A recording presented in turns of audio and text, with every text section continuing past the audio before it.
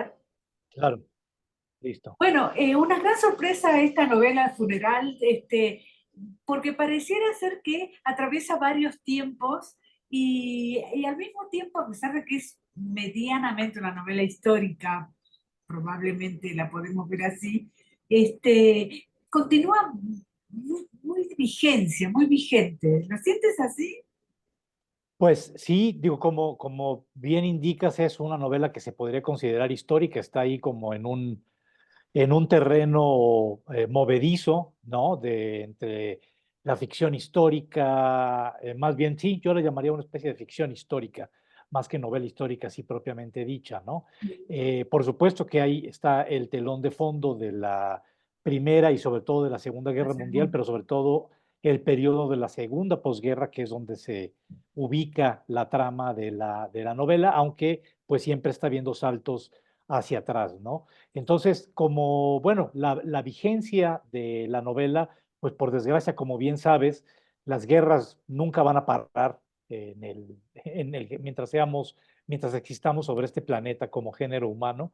Y ahora que tenemos lo de Gaza muy, muy cercano, lo de Ucrania, también, pues sí siento que hay esa vigencia por la manera en que las guerras separan y desbaratan y fragmentan a las familias, como es el caso de los dos protagonistas de El Funeral, ¿no? Que son separados por circunstancias que sí tienen que ver con sus padres, por supuesto, pero también tienen que ver como con el contexto en el que nacen los dos protagonistas, que es justo pues la Segunda Guerra Mundial o poco antes de la Segunda Guerra Mundial.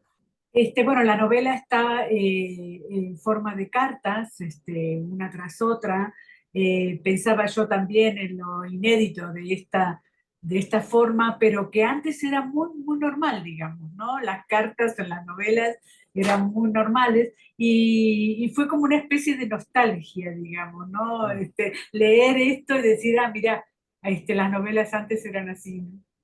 Sí, pues sí ha abandonado esa impresión de nostalgia también me lo da a mí el hecho de que hayamos perdido ahora con tanta hipercomunicación digital, pues ese sentido, ¿no? De estar escribiendo cartas, de demorarnos más en pensar lo que queremos decir. Yo te confieso que cada vez que leo o veo películas donde se incluyen cartas, pues siento esa emoción que a ti y a mí seguramente nos daba el recibir y el escribir cartas, ¿no? Postales también, esa forma de comunicación mucho más íntima que el correo electrónico y que el WhatsApp, que es todo fugaz, ¿no? Yo digo que me parece muy triste pensar en la labor de un historiador del año 2130, por ejemplo, 2200.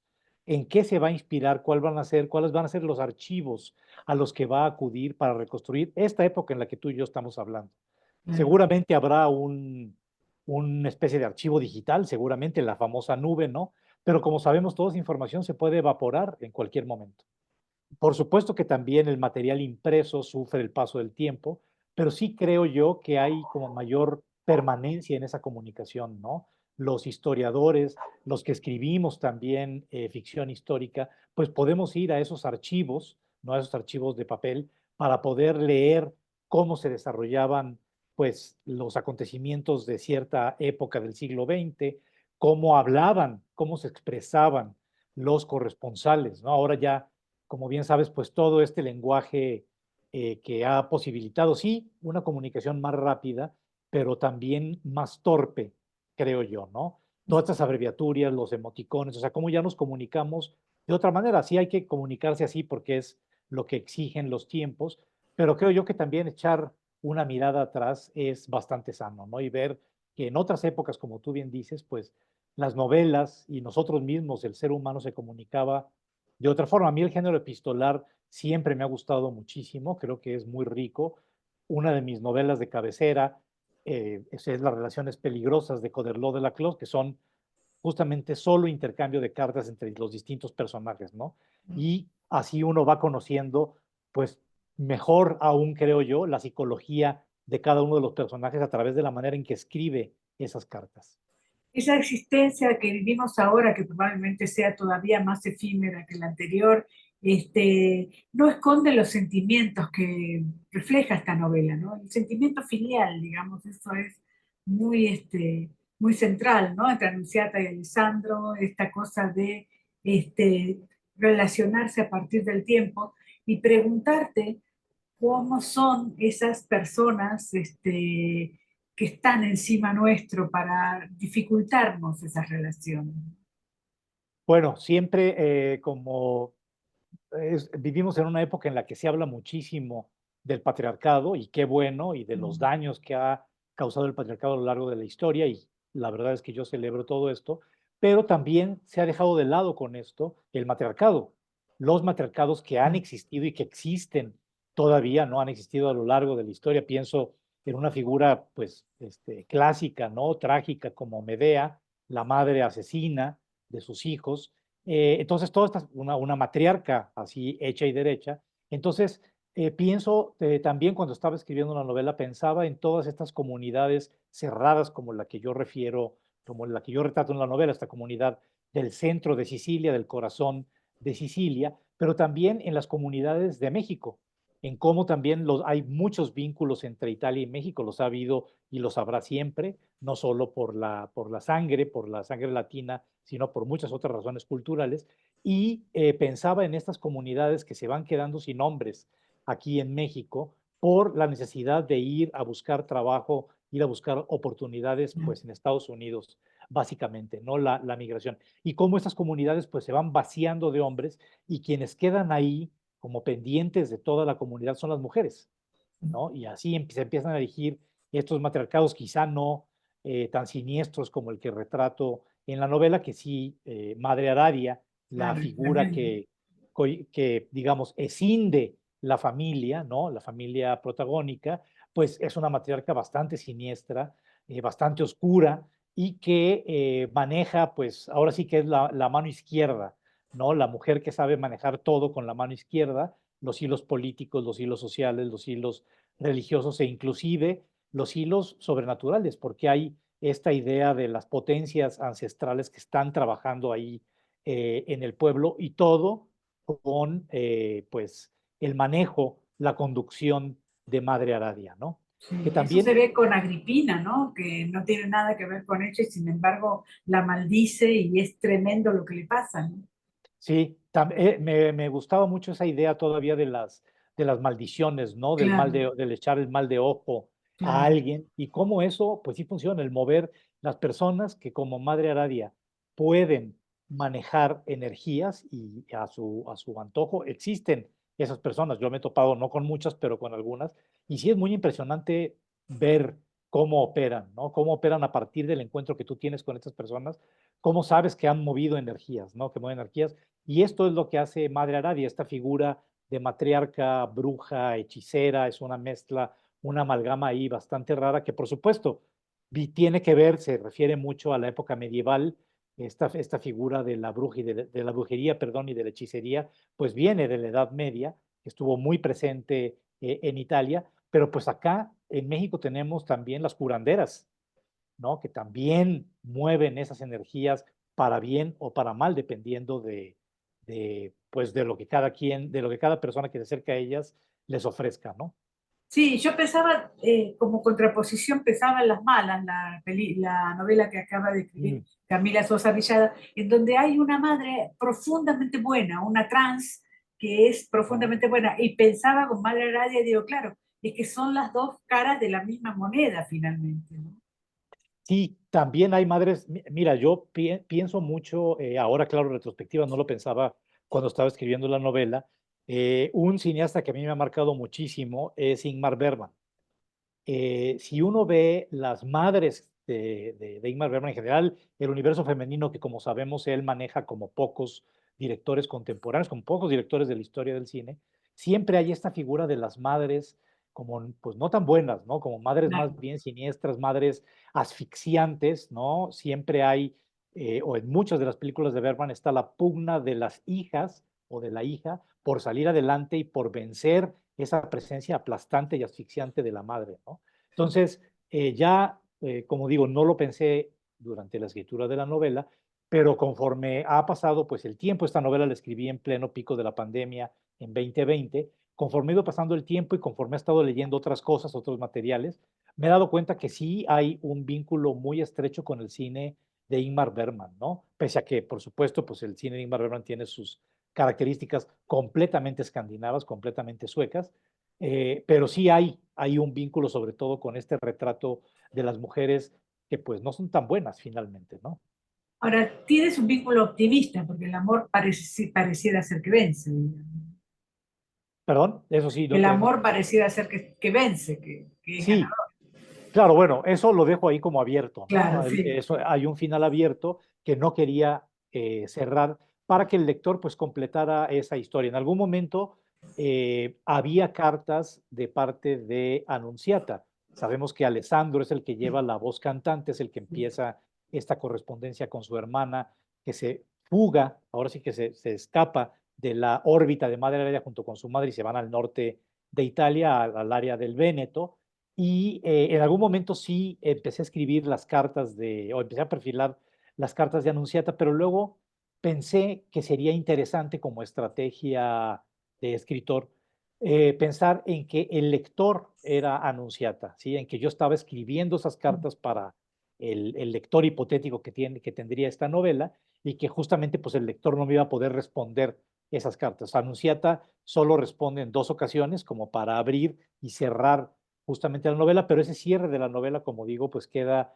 completamente abierto. Sí hay una recuperación, por supuesto, del amor filial, que es, a mi juicio, lo único por lo que pues sigue viviendo Alessandro, ¿no? En medio de ese entorno como tan asfixiante. Claro, muere la abuela, muere el padre con el que él estuvo, pues ha estado toda su vida, y se queda como huérfano, huérfano por partida doble, pese a que esa presencia de madre era muy asfixiante, pero de cualquier forma, pues era su familia, era la sangre, era la nona, como le dicen en Italia, que esa figura de la nona es súper, súper importante para los italianos.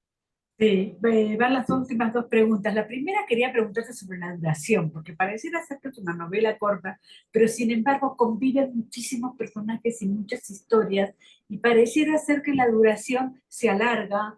Es una novela importante en ese aspecto. Entonces, ¿cómo es el tema de la duración? ¿Cómo vemos nosotros el tema de la duración de las novelas?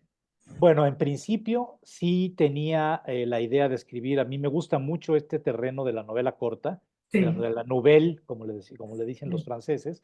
Y cada vez que me encuentro con novelas cortas, más o menos de la extensión de la mía, que te atrapan, pues siento que vivimos también en una época en la que hay mucho despilfarro de páginas, ¿no? sí, Sabemos que hay de repente, las novelas parecería que ahora los editores no pueden publicar novelas de menos de 400 páginas, ¿no? sí. Ahora acaba de publicar Rodrigo Fresán su novela más reciente, Sí, sí, 800 páginas. No, no, bueno, pues es que también uno ya no tiene tiempo para leer tanto, por claro. más que quisiera leer estas novelas. Entonces yo también quiero ser pues amable con el lector, ¿no? Que tenga esa intensidad concentrada. A mí me gusta mucho también la idea de concentrar la acción, de concentrar la trama en pocas páginas. Creo también en la gran lección de Borges, que es otro de mis faros, que decía algo así, lo estoy parafraseando, si lo que puedes decir en 200 páginas lo puedes decir en 100 mejor, si lo que en 100 en 50 y así, ¿no?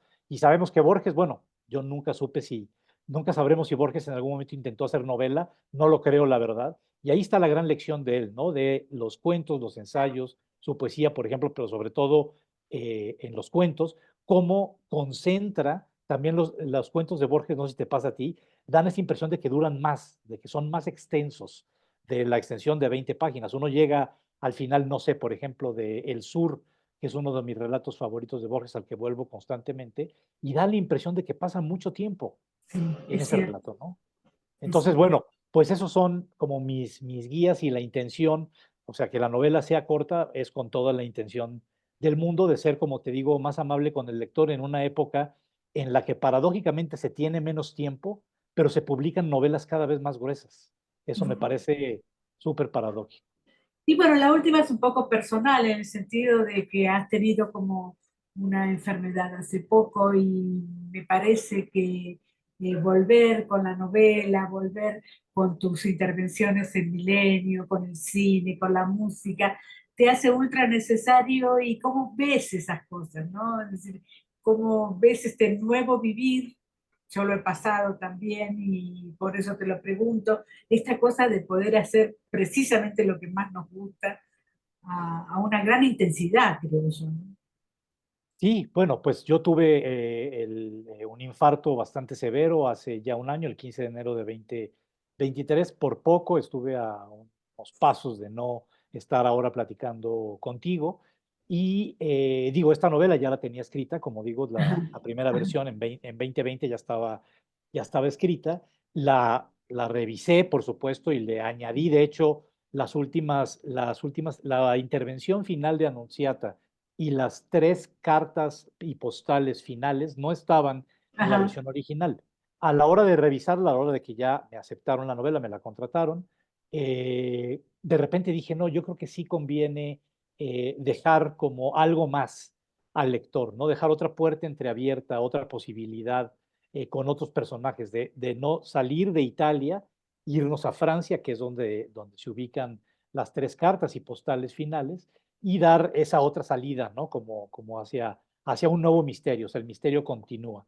Entonces, es paradójico que el primer texto que publique yo después de este infarto de 2023 se llame El funeral, ¿no? Parecería que estuviera como adelantando algo, ahí es completamente, no es intencional, pero ocurrió y mi editor me lo dijo, ¿no? O sea, fíjate qué curioso que el primer texto el primer libro que vayas a publicar después de esta experiencia muy cercana con la muerte se titule El funeral. Y claro, ver ahora las reflexiones que hice en 2020 sobre la muerte, sobre los ritos funerarios, sobre lo que implica pues estar cerca de un cadáver, pues también resuenan de otra manera dentro de mí, ¿no? Por claro, supuesto que la novela se vuelve como todavía más íntima para mí, más cercana para mí, porque ahora sí que ya sé lo que es estar a un pasito del otro lado, ¿no? Entonces, pues eso, tiene otra resonancia dentro de mí. También